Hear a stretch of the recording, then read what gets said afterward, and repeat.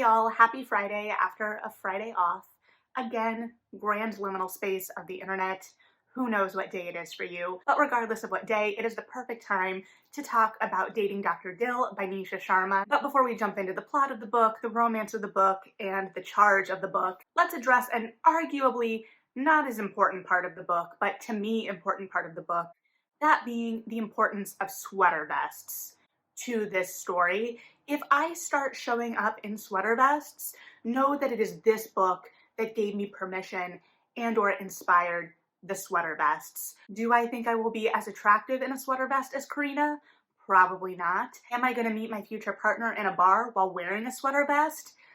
Probably not, but I can dream. And also this book made me go, I do miss sweater vests, so take this as your sweater vest warning, I guess. But sweater vests aside, let's jump into, the part of the book that most people are probably more intrigued by, and that is the romance. Now, a lot of us are probably in that post-Bridgerton bubble where we're searching for something with the same kind of heat and charge and fun of season 2 and Kate and Anthony's story. And I'm not going to compare this book to either Bridgerton season 2 or The Viscount Who Loved Me in depth because I don't want to do a disservice to this book either. But I think if you're looking for something with that same kind of heat and charge, albeit in a contemporary setting versus a historical, I think this is going to be right up your alley. And going back to the building blocks of it, that both are inspired, at least on some level, by The Taming of the Shrew. And I didn't revisit The Taming of the Shrew for either Bridgerton or this novel because I don't think either pulls on the source material enough for it to have been worth my time.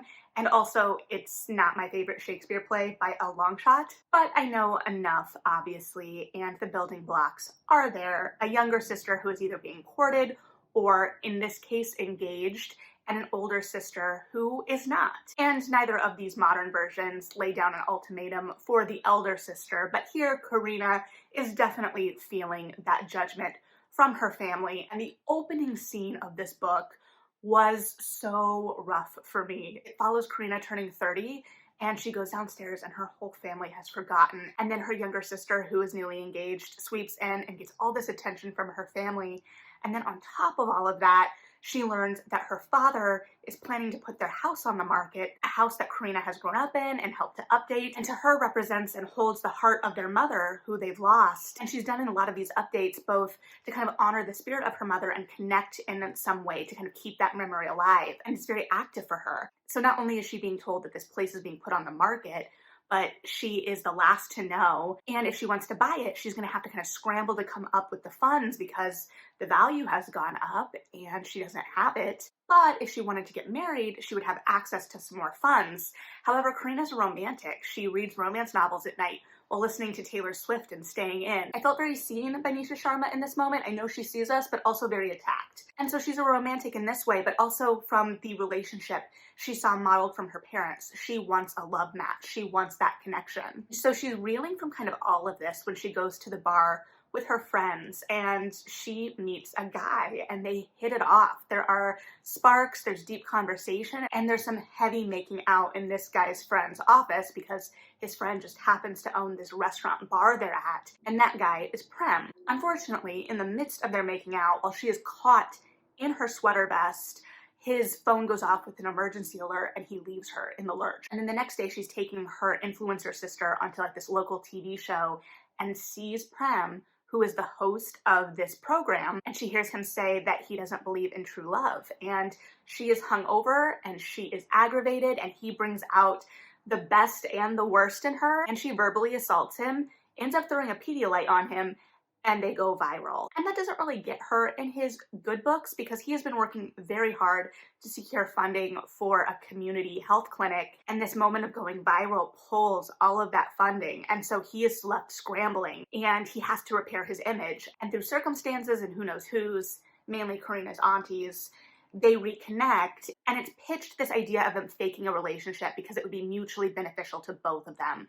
both in reinstating Prem's reputation to help him get that funding back and helping Karina get her mother's house. But most of the novel is actually Prem trying to convince Karina to commit to this scheme, which I loved, because she still wants a love match. She doesn't want to commit herself to this idea of settling, so she's still trying to date around. And in the meantime, Prem keeps kind of inserting himself into her orbit to try to convince her to do this thing.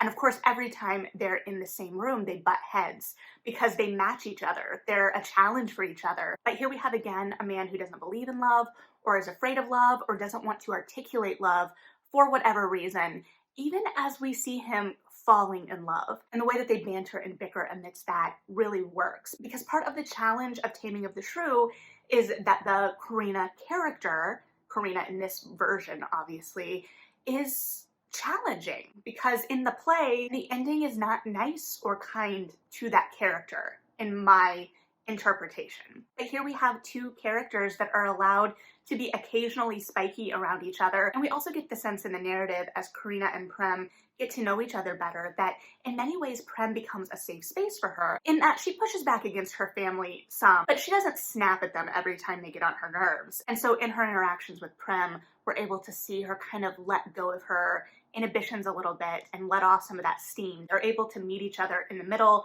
and go toe to toe. And I loved watching the gradual kind of slide of their relationship progressing, the way Prem would call Karina honey all the time, even before he'd accepted any level of feelings with her. And it was kind of fun to track the evolution of that, because the honey at the beginning is much different than the honey at the end. And also his protectiveness. He's taking care of her. And in the same way that their relationship offers her a place to kind of let loose some of her uglier emotions and him to just accept them. You never see him judging Karina for the way she expresses emotion. He's mad at her at the beginning for the way that she cost him his funding, and he has some not great things to say about her in his mind and with his friends, but he never questions her assertiveness, and we get the sense that that's part of what attracts him to her. And we do see that frustration with the stubbornness at times, but he's just as stubborn. It's that idea that they're butting heads because there are aspects of themselves that are so similar. And even amidst this progression of this antagonism to love, we do get flashbacks to that first night that they have together at the bar,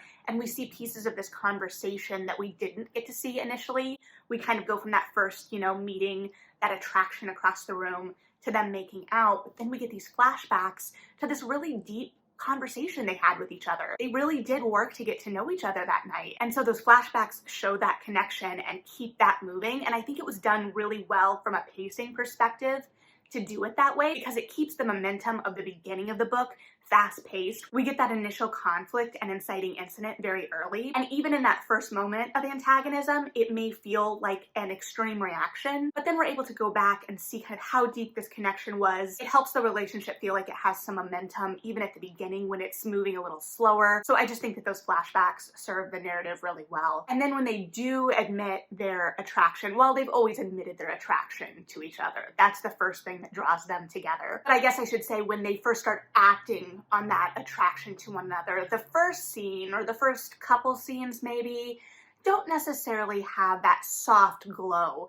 filter. And it's not particularly dirty, but it's not like overly romantic either. And I think that the progression of those scenes also mirrors the progression of their relationship, as it would. But those initial encounters are that release of tension, right? In the same way that in a musical, you sing when you can no longer speak, when the emotion is too great. We are seeing the kind of overflow of those emotions with each other and how it pushes them together, and how this charge and this energy that we see in this bickering, this competitiveness, this need to be right, plays itself out in different dynamics, and how that energy translates into different activities. And then we see Prem continue to kind of grow, and I think that his emotional journey is very fluid. He's not recognizing what these instincts mean beyond the fact that he wants Karina in his life, and he accepts this idea that he wants to marry her, that he wants her in his life forever, before he accepts the idea of love, because it's less scary. And yet he's taking care of her, he's chasing after her, he envisions a life with her. And we see that gentleness translate and that progression translate, and yet they're still butting heads about this idea of her wanting love and him not believing in it, or believing that it's dangerous at best, because also he's a cardiologist, because symbolism. And so it's kind of the inverse of the miscommunication trope, in that they are communicating pretty well about their expectations, and yet they're not being completely honest with themselves. Karina to a lesser degree, but still there's some of that at play, I would argue. And so Prem is trying to convince her to commit to this relationship, and in reality is making her fall in love with him. And she has to decide at a certain point